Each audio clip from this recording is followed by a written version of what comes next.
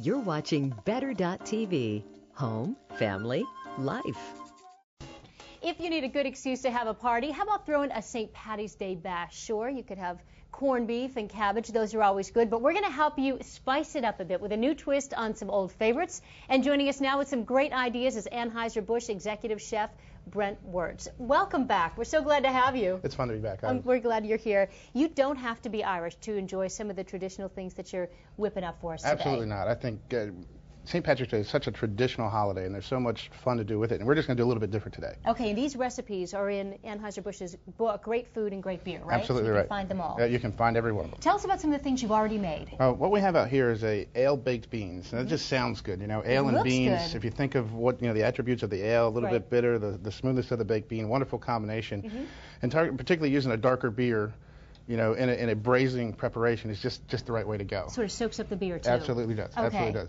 As we move forward, we have here the bratwurst, and this is just a Budweiser. We take the bratwurst, we marinate it in Budweiser, and then when you actually cook it and boil That's it in gonna be Budweiser, good. and then finish it on the grill. Here is a spring vegetable macaroni and cheese. So the old favorite macaroni and cheese. Yeah.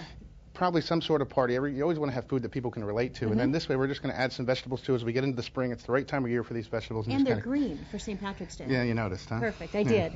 Okay, where do we start? You need to grab the butter because You're not going to do anything I'm here. hands-off operation. Okay. Woo! Okay. You're perfect.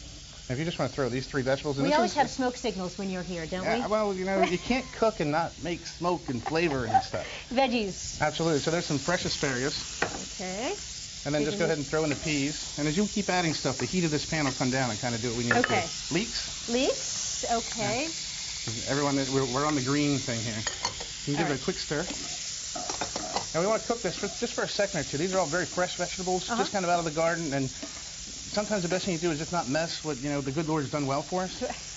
So in this, what I did, I took the time to make the bechamel because, not that I didn't have confidence, Julie, but I took the time to make the bechamel. What are you saying? No, I'm not saying no, what I'm saying. glad I that you made the did. bechamel. And how did you do it? All this is a little bit of milk, and then we use some roux, which is flour and butter, and kind of cook them together to thicken it up as being the base of this sauce. Now, Okay, and again, the recipe's in the book. If you want to just toss that in there. Sure. All right. Like that. You can just go ahead and give that a mix. Got a little splatter going on. Heat is cooking. I need an apron. Okay. But if the folks are looking, I mean, that pan's just about perfect. Okay. If there's some action, And this is the al dente. Al dente, absolutely. Okay. It's not macaroni. It's a little switch on the pasta. You can use any kind of pasta. And while I'm mixing this around, why don't you serve us a little bit of what you've already made? And before I taste this, we also have something else here, some ice cream. We have to have dessert. Ice cream is the coolest thing. This is kind of really cool thing to do. What we're going to do is make beer and ice cream? A beer float. Really? They thought they had it when they did the root beer float. Well, we're cooler than that. Okay. And all this is the pistachio ice cream. Yes, it's green.